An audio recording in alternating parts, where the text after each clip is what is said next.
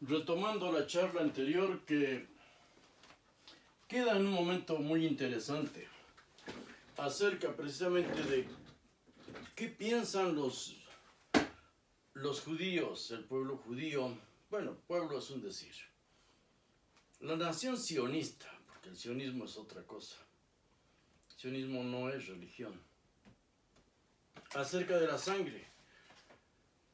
Porque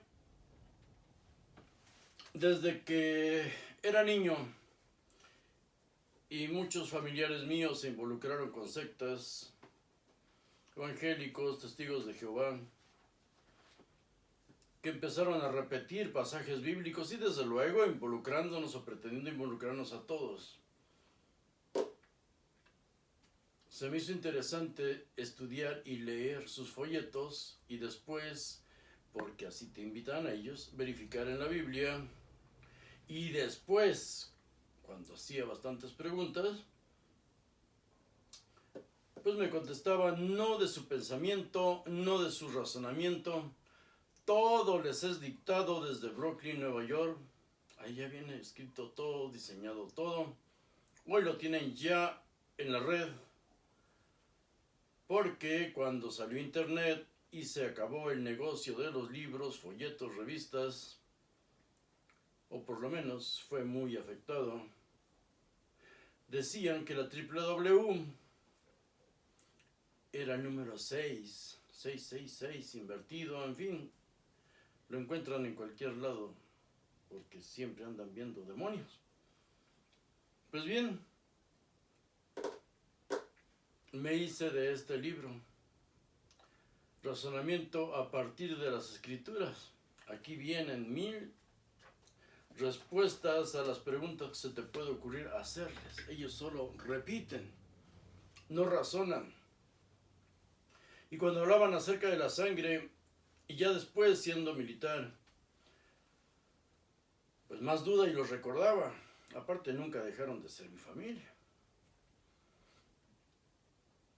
¿Cómo era posible que en los hospitales judíos y al estudiar yo,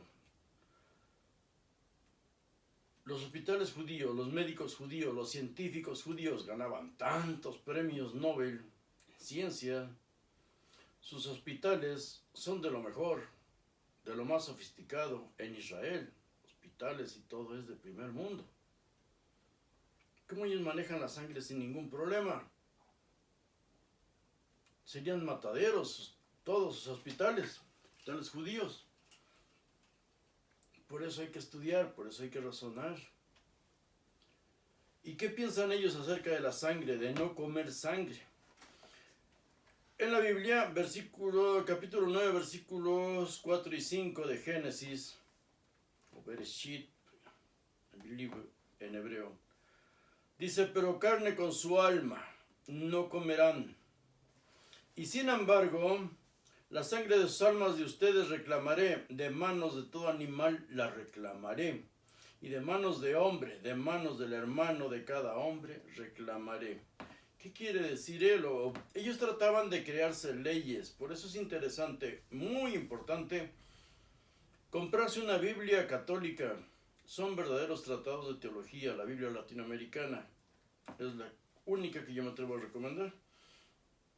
Un tratado de teología. Hablan con madurez. Lean todos los comentarios antes de leer la misma Biblia. Eso es estudiar. Pues bien, carne con su alma en el pensamiento hebreo. ¿Cómo lo ven ellos? ¿Cómo lo analizan? ¿O qué significa realmente en hebreo?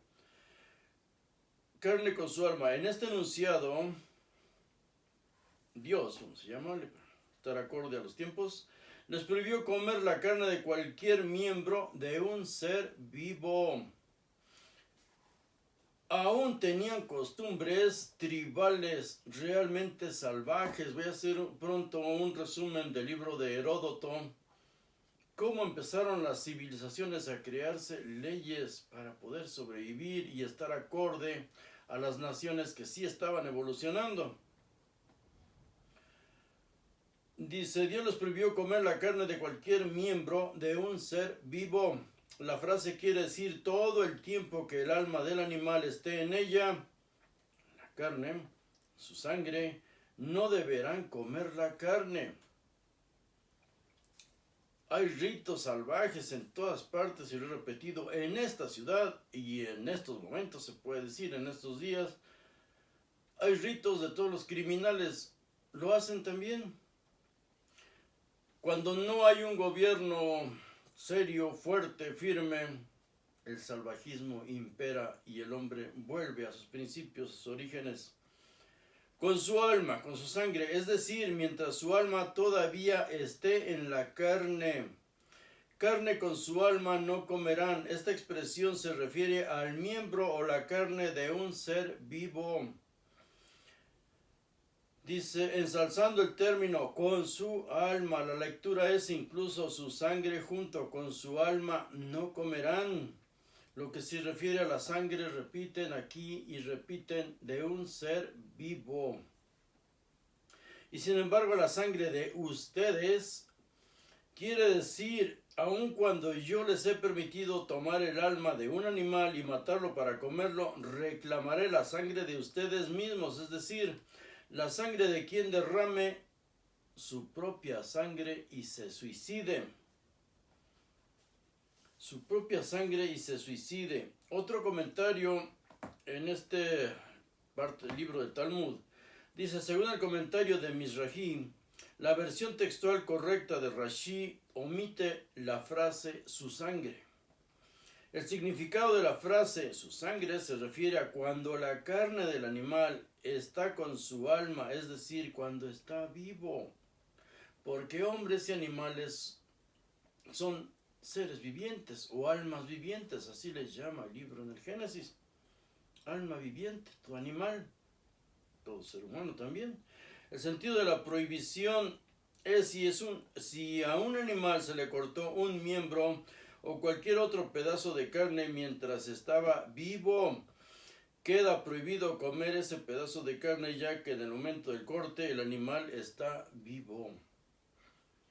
Los que castran animales, carneros, toros, cerdos incluso, se comen los testículos. El animal, obvio, está vivo. El término literalmente modifica carne con su alma, con lo cual sería un término aparte, pero la aparente redundancia obliga a interpretarlo como si también modificara toda la frase. Tenemos así dos lecturas. Carne con su alma y su sangre. Solo ratifican. Ahora, ¿por qué dice de manos de todo animal? Debido a que habían pecado, los hombres de la generación del diluvio habían sido dejados como alimento de las fieras. Por eso, según él, las va a reclamar las almas de los seres humanos a las fieras, o quien sea atacado por una fiera. Pero eso ya es cuestión de fe. De manos de hombre quiere decir de manos de quien asesine con premeditación y sin tener testigos. Yo le reclamaré la sangre derramada. Cuando aparece un muerto y no hay quien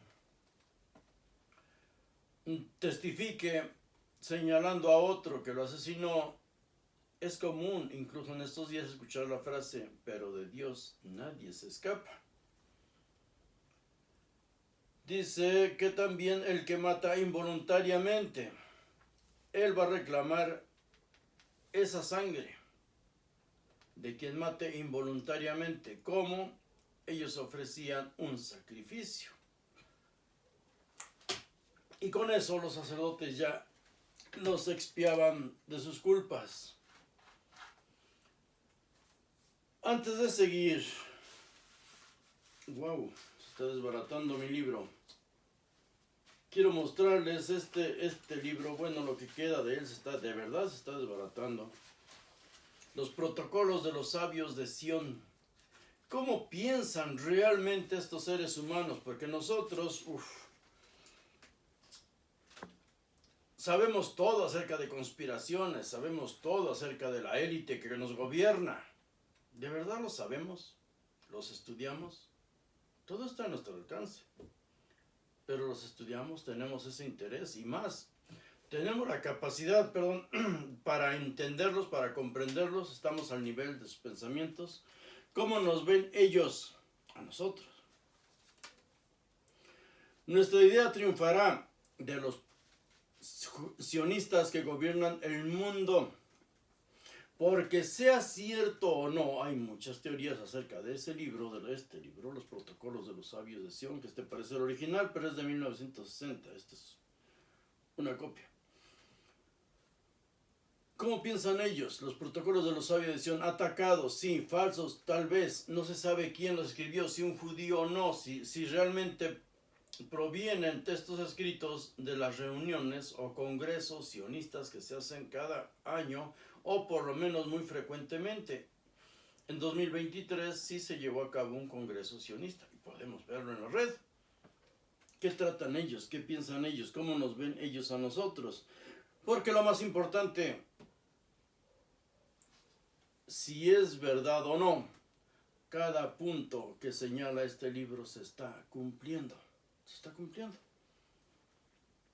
Al paso de los años, todo se ha ido cumpliendo. Dice, nuestra idea triunfará de un modo evidente porque si las riendas del gobierno fueran abandonadas por las leyes naturales de la vida, inmediatamente otro las cogería, porque la fuerza ciega de las masas no puede existir ni un solo día sin jefe. El nuevo gobierno no hace más que llenar el sitio del antiguo cuyo liberalismo se ha debilitado. Aquí viene lo interesante. En nuestros días, el poder del oro, 1960, en nuestros días, el poder del oro ha sustituido al de las autoridades liberales.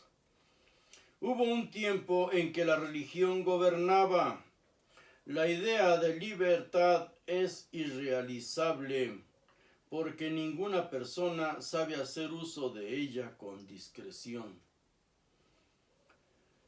Es suficiente dar a las masas el poder de gobernarse para que se conviertan inmediatamente en un tropel completamente desorganizado. Varios países latinoamericanos sufrimos todo esto, y en todo el mundo.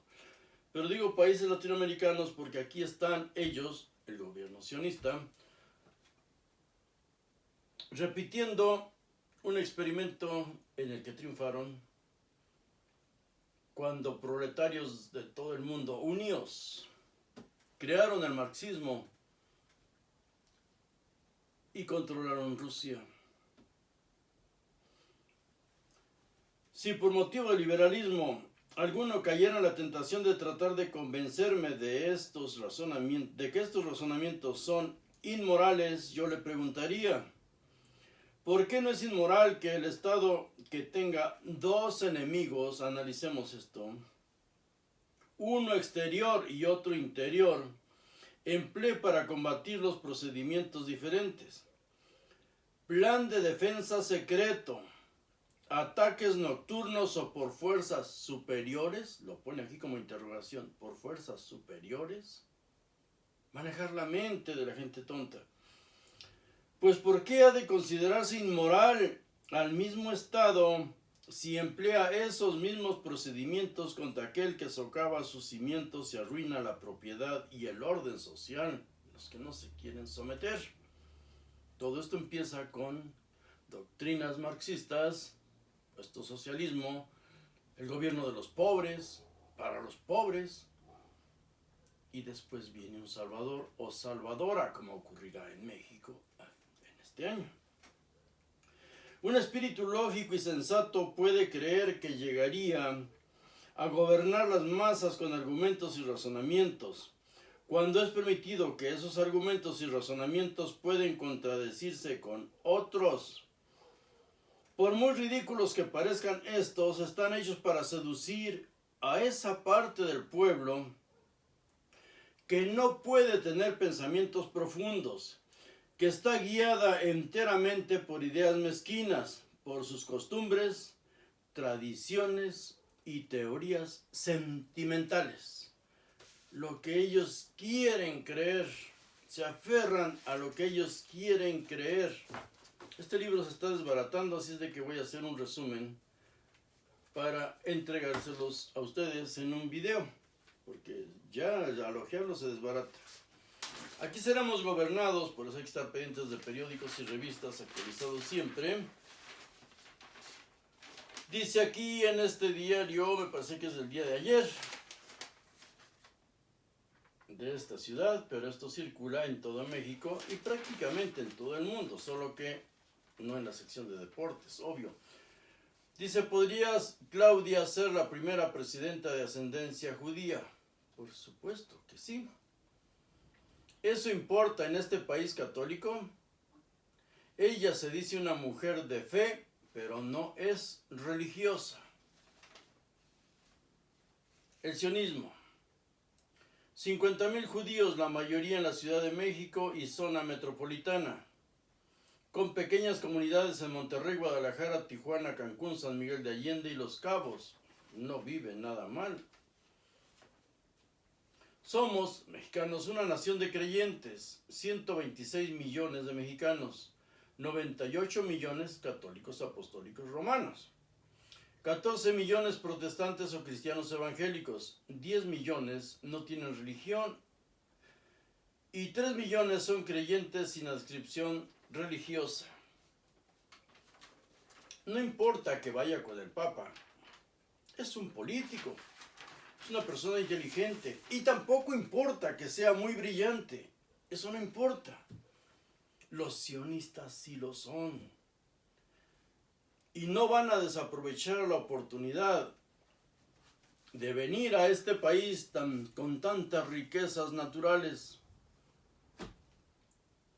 Repito, ¿cómo piensan ellos de nosotros? Porque ella se declara muy respetuosa de sus tradiciones familiares. Así lo dice, y eso es loable, porque si algo saben manejar ellos es la política y el dinero. Solo hay que analizar, y lo tenemos en la red, cuántos secretarios del Tesoro han tenido de ascendencia judía, sionista, ha tenido el gobierno de Estados Unidos. Secretarios del Tesoro, judíos, controlando el dinero de los Estados Unidos. En Dios confiamos, en el Dios de la guerra. Sigamos nosotros con las teorías conspirativas y todo eso. Cómo nos manejan ahora ellos gracias a la red. Pues bien, hay cosas, como he dicho antes, desde un principio. Eventos sobrenaturales han ocurrido siempre, pero nadie sabe qué son, nadie sabe por qué se presentan, nadie lo puede explicar, de verdad, y ese es el tema de hoy también. Estos eventos ocurren, son sobrenaturales porque no los podemos comprender, porque no los pueden demostrar ni los gobiernos ni los científicos. ¿Qué es? No lo sabemos, pero de eso aquí un soquete que hace un video y nos dice son los Anunnakis, son los Elohim, son esto, lo otro, aquello. Si ya Mauro Viglino y otros estudiosos del hebreo nos han dicho que Elohim ni siquiera lo debemos traducir porque nadie sabe lo que significaba, y en la Biblia aparecen 3 significados para la misma palabra.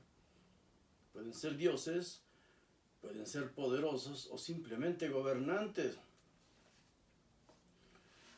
Hablando de esos eventos que se repiten, en este libro del Papa Benedicto XVI, Joseph Ratzinger, Jesús de Nazaret se llama, hace referencia a un evento sobrenatural, o sea, lo relatan 2 historiadores, Tácito y Flavio Josefo, y aquí hace eco el Papa de lo que ocurrió en el Templo de Jerusalén en el año 66. Dice, el acontecimiento tiene lugar en Pentecostés del año 66 después de Cristo, obvio.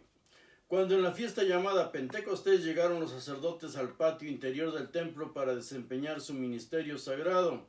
Siguiendo la costumbre, habría notado en un primer momento, según dicen, un movimiento y un estruendo y a continuación unos gritos. vámonos de aquí. Eso lo relatan dos historiadores, hace eco el Papa, pero nadie sabe qué es o qué ocurrió. De hecho, en el relato de Flavio Josefo, me parece que en el de Tácito también, dice que sobre el templo de pronto apareció un aro, como esos que usan los jóvenes para grabar TikTok, una luz, un círculo, y estuvo por días ahí arriba de lo que es el templo de Jerusalén, pero muy grande. Cuando se retiró fue que todos escucharon, creyeron escuchar, nadie lo sabe, pero se corrió la voz en los romanos, por eso no lo narran ellos, lo escucharon, había soldados romanos ahí, desde luego. Vámonos de aquí, se escuchó esa voz. Repito, eventos sobrenaturales van a existir siempre. Y uno de esos eventos que se repiten hasta hoy día, siempre, no solo las naves allá arriba, naves que nadie puede identificar, aparecen, siguiendo el relato que quedó trunco, cuerpos partidos por la mitad, pero quemados totalmente. ¿Qué significa en la Biblia para el pueblo judío todo eso? ¿Cómo lo veían ellos? Pues lo relacionaban con su Dios, relacionaban el fuego como castigos divinos, porque indudablemente causaban terror. Aquí mismo, en esta ciudad, han ocurrido esos eventos y de manera masiva ocurren en naciones ganaderas como Argentina. Las vísceras, quema de vísceras en estos animales, la aparición de hombres y animales quemados. Los diálogos son novelados, nos lo dice la teología superior. Y por cierto, les voy a leer un pasaje que está en una de mis Biblias católicas, de los recursos literarios. Cada vez que encontremos un diálogo en un texto, están utilizando un recurso literario, la novela, están novelando, están poniéndole voces, diálogos, sentimientos del autor. Si existen objetos con algún poder, realmente poderosos, al ser humano nunca le han servido para nada. Recordemos lo del Arca de la Alianza que cité en el video pasado y en un video directamente del Arca que hice. Si hubiera servido de algo, para empezar eran dos arcas, una la hace Moisés con unas tablas, la carga en los brazos. Entonces, ¿por qué no les sirvió cuando la llevaron a una batalla? No les sirvió para nada, fueron derrotados, ya los habían derrotado, toman su arca para que los defiendan sus dioses y les matan a 30,000 hombres. La derrota fue mucho peor, o sea, no servía para nada, entonces ¿por qué la andan buscando? No sirve, es un cuento, están magnificando los conocimientos que ellos adquirían aquí y allá, en otras culturas. El Éxodo es el punto de partida para muchos relatos sobrenaturales, extraordinarios, pero el Éxodo es falso y cuando superemos un conocimiento debemos dejarlo atrás, seguir adelante con otros. Si ya estamos ciertos de que eso no ocurrió, de que el Éxodo es falso, nunca ocurrió, es imposible que ocurriera. Para empezar, ¿cómo van a huir de Egipto? Para irse a refugiar a Egipto, porque toda esa área le pertenecía a Egipto. Había partidas militares en todo ello. Por eso hay un choque generacional, que de pronto no es una brecha generacional, sino un abismo generacional, de nosotros con nuestros hijos cuando salimos con nuestras inocentadas. Y ellos leen en la historia universal, con 12, 15 años de escuela que tengan, voltean a vernos como diciendo, papá, ¿cómo puedes creer eso? ¿Por qué? Porque si analizamos solo la batalla de Armegido. Lo podemos ver en los libros, pero tal vez esté en un libro aquí en la red, y si no, hay videos de eso, de la batalla de Armegido. ¿Cómo? Presumiblemente 1450 antes de Cristo, antes de nuestra era. Esa batalla, por eso en Apocalipsis pretenden decir que le dice a los profetas lo que va a ocurrir, porque se retaron dos grandes potencias, las potencias de la época, Egipto y gobiernos hititas, ciudades hititas. No era entonces un imperio, pero se reunieron esas ciudades para enfrentar a Egipto. Ya habían llegado y tomado Armegido. Egipto la reclamaba. No llegan a un acuerdo y dicen los hititas que lo resuelvan los dioses, que hablen los dioses. Porque los hombres, la guerra, los hombres iban a entregar su alma a los dioses, a sus dioses, cada quien en el dios que creyeran.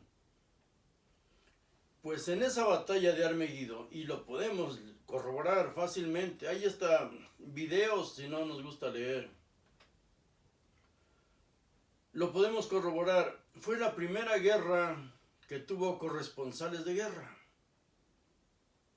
que se escribió en los diarios de la época, que eran las paredes, los muros allá en Egipto. Militares, ¿cuántos soldados de infantería? ¿Cuántos carros de guerra? Porque se habla de 20,000 por un lado y 20,000 por otro.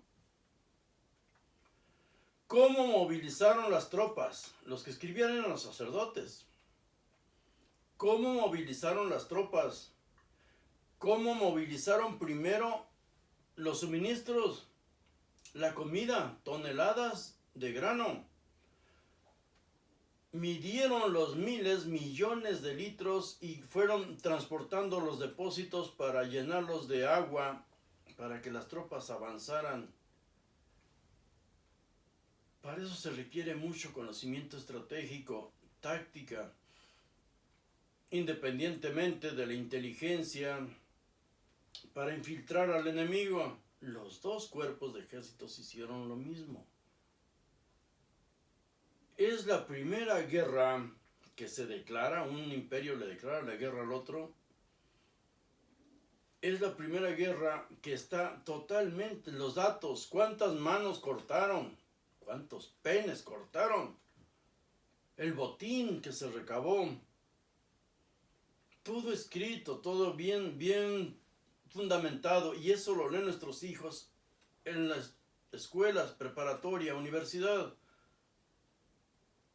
Y nosotros le salimos por 100 años después, más o menos 1350 se cree, que Josué conquista los territorios cananeos, le pertenecían a Egipto, pero supone que él los conquista.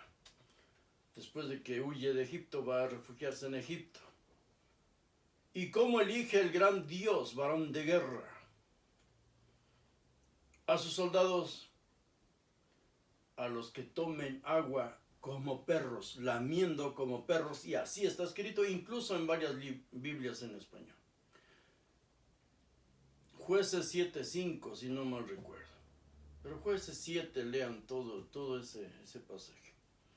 Yahvé elige a sus 300 soldados, no son los 300 de los griegos, los espartanos. Elige a sus 300 soldados, entre los que lamen el agua como perros, y así lo dice. O sea, ¿qué va de esa tontera a otra?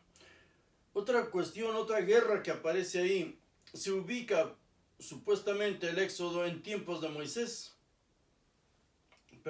A Moisés y su éxodo se le ubica en los tiempos de Ramsés II. Pero Ramsés II, en la batalla de Kadesh,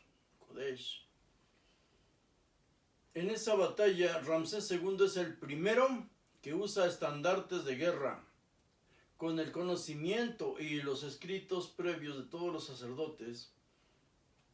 que son los que sabían de números, de astros, para saber si el tiempo les era propicio o no, y los sacerdotes para ofrecer ofrendas al pueblo, que es el que solo sabe morir. A Ramsés II se cree, según los creyentes, los religiosos, que es el faraón de la época de Moisés. No puede ser, o sea, es imposible. Pero este faraón fue el primero que en esa batalla utilizó estandartes con imágenes de sus dioses, 4 dioses. Amón era el de su cuerpo, el cuerpo de su ejército. Amón, Ra, Ta y Set, 4 cuerpos de ejército. Todo está escrito, todo lo tenemos escrito. Por eso, repito, haremos el ridículo con nuestros hijos y con todos aquellos si seguimos con nuestras inocentadas. Pero nosotros ahorita vamos a seguir analizando esos eventos extraordinarios que sorprenden a la gente y que los listos utilizan para vivir de los tontitos. Un evento que se repite, se ha repetido siempre y que los creyentes utilizaron es la relación del fuego y la carne. El fuego y la carne, seres humanos que ardían y arden en una combustión espontánea. Combustión espontánea. No hay ningún caso, en ningún caso es un incendio convencional. En la combustión espontánea, los cuerpos que arden de pronto se consumen. El fuego empieza en el cuerpo, en el interior del ser humano o del animal, la bestia. Jamás en una casa. No, es muy diferente un fuego de otro. Antes se creía que había fuerzas oscuras, hoy lo mismo. Hoy también no se sabe, nadie sabe por qué ocurren estos eventos. Unos dicen castigo divino o alimento de dioses o demonios, porque se han dado casos realmente espantosos. Olor agradable a Jehová, dice en la Biblia. Aparece algo muerto, quemado, empezando el fuego por las entrañas o los genitales, y dicen olor agradable a Jehová, porque no se pueden explicar qué fue lo que le pasó. La combustión interna empieza por las entrañas, quedan restos o extremidades, por lo menos una extremidad queda. El fuego no se sigue en derredor, solo el cuerpo humano y, ¿por qué no?, animal. La combustión empieza cuando la persona aún está viva. Hay casos conocidos como el doctor John Irving Bentley, un cirujano retirado de 94 años de edad, y esto fue el 5 de diciembre de 1966 en Pensilvania, en Estados Unidos. Su casa fue encontrada cubierta con humo, cadáver en el baño, solo quedaba una pierna intacta. El fuego perforó y consumió parte del suelo de madera, pero no se siguió. El fuego no se extendió por el piso o por los muebles. Las autoridades solo tenían que hacer un levantamiento de evidencias y buscar una posible solución, razonar en eso. Y encontraron que era fumador. Y sí, la mayoría son personas de edad avanzada, con sobrepeso, no activos físicamente, fumadores y alcohólicos. El fuego siempre se origina en las entrañas de la víctima. Se trata de personas solitarias. El cuerpo no se consume en su totalidad. Quedan restos, ya sea extremidades. Todo lo demás son cenizas. Y en las paredes, en el techo, los muebles, humo grasiento. Al consumirse la fuerza principal del incendio, ya no se propaga. Los alrededores apenas si sufren daños. Las teorías, desde luego, gobierno y científicos deben dar alguna teoría, una opinión. El propio organismo genera el incendio, dicen ellos. Puede incendiarse en cualquier momento. El cuerpo humano almacena grandes cantidades de energía en grasa y glucosa. Altamente inflamables, grasa y glucosa son usados por el cuerpo vivo para obtener energía y los va quemando químicamente. Algo desconocido acelera y potencializa la combustión de manera espontánea en estos casos. Y repito, la persona arde desde su interior. La teoría de la mecha es que la persona entra en contacto con un objeto externo, una vela, un cigarro, y empieza a arder. El fuego comenzaría por la ropa hasta entrar en contacto con el combustible interno. No puede ser, no son esas las evidencias que se han encontrado. No se pudo comprobar esta teoría. Un fuego producido de esta manera no alcanza la temperatura necesaria para desintegrar la grasa de los cuerpos hasta convertirlos en ceniza y humo. Nadie, absolutamente nadie, puede explicar este fenómeno. Entonces se lo podemos adjudicar a lo que nuestra fe o nuestra conveniencia nos dicte. Otro caso documentado recientemente, esto fue en febrero 18 del 2013, en Sequoia County, Oklahoma, un condado, el condado de Sequoia en Oklahoma. El cuerpo convertido en cenizas. En un incendio normal, el fuego consume toda la casa, pero quedan restos humanos. El esqueleto normalmente queda intacto. Eso lo ve uno, el levantamiento de cadáveres, lo ve uno aquí en esta ciudad con tantos crímenes. Continuamente les arrojan, incendian, queman un carro para no dejar evidencia. Siempre quedan restos, los huesos sobre todo. Y no se alcanza la temperatura necesaria para desintegrar los huesos. Se requieren 1000 grados Celsius para reducir un cuerpo humano a cenizas. Se han hecho experimentos envolviendo ropa con carne de cerdo, que es el más parecido al ser humano. No se queman las entrañas. No se queman las entrañas. Los cuerpos de los cerdos se queman. La ropa que se les ponga, su piel se quema, sobre todo el pelo. Pero no se queman sus entrañas. Ahora, cuando los médicos legistas han analizado la temperatura de los hornos crematorios, que eso usamos muchas personas para incinerar a nuestros familiares, un incinerador de crematorio llega hasta 1300 grados Celsius, pero no queman los huesos hasta convertirlos en humo. Los huesos tienen que ser molidos para colocarlos en una urna, que son las que nos entregan. Cuando dicen son los huesos de tu padre, tu madre, lo que sea, tienen razón, porque han tenido que ser molidos. No los quemó en su totalidad el fuego del horno. Las víctimas de combustión interna sí quedan reducidos a cenizas y humo. Total. Ahora, las glándulas y lengua quemadas. Eso ocurrió a una persona, Andrew Node, 1867 en Columbus, Indiana. Le quemó las glándulas y la lengua. Por eso les dije antes, o les leí, no lo recuerdo, un pasaje del Talmud de Baba Metzia 86b. La lengua de ternero con mostaza era un platillo escogido en la época, como Rashi mismo señala en Baba Metzia 86b.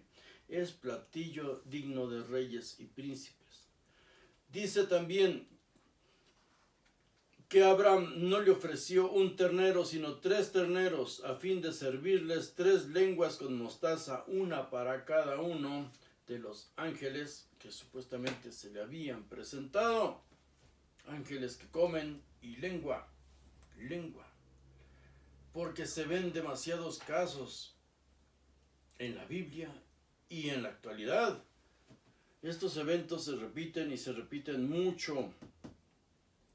Se han dado casos espantosos con testigos, han visto, por eso vemos en caricaturas o en películas de demonios lo que ellos han relatado. Casos de testigos múltiples, muchos testigos, un evento. Fuego emana por la boca o los genitales de alguna persona. Uno de ellos, un caso de ellos espantoso, fue de un sacerdote.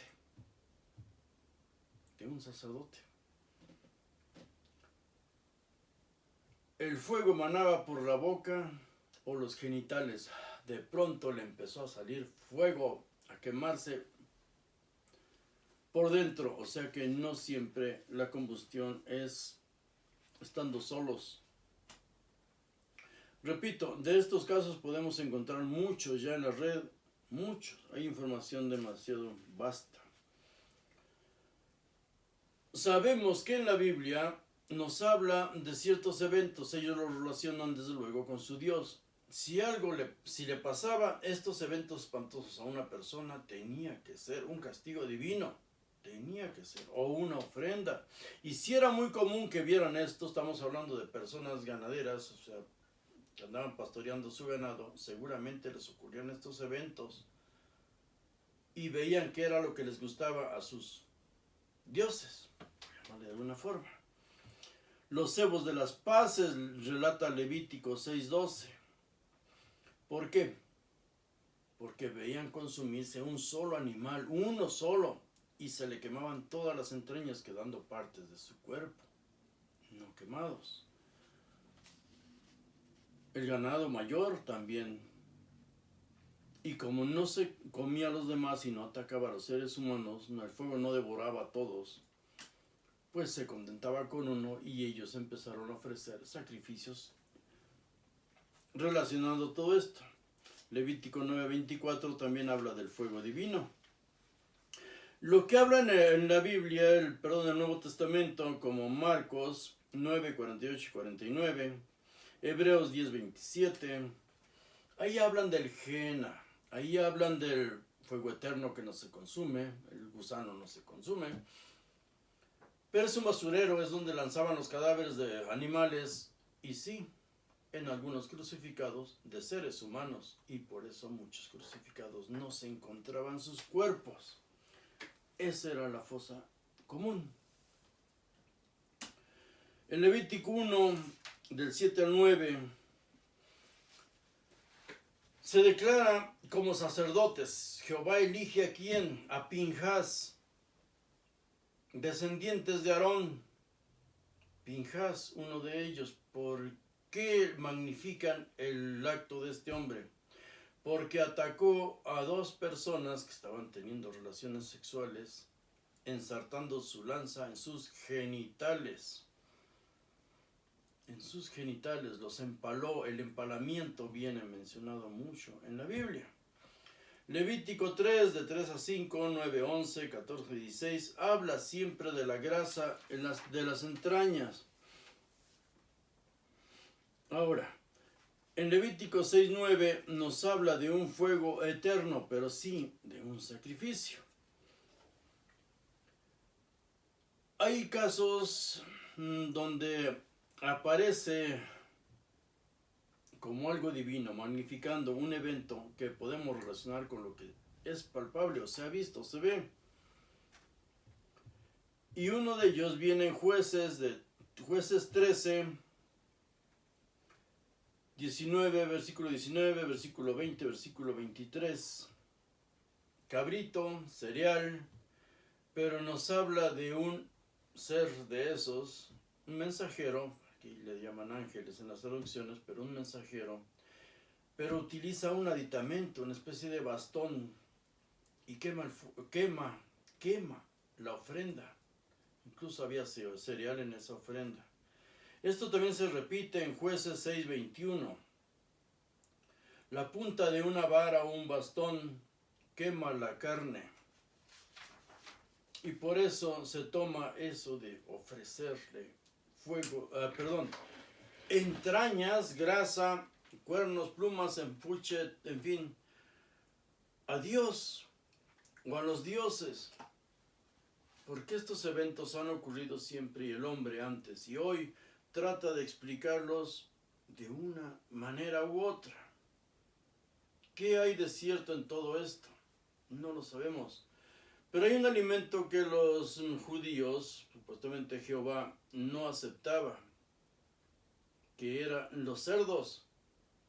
¿Qué hay de los cerdos? ¿Cuándo empezó? ¿Dónde tomaron los judíos, el pueblo hebreo, dónde tomaron los judíos esa creencia? Ese rechazo por la carne de cerdo. Vamos a tratarlo también.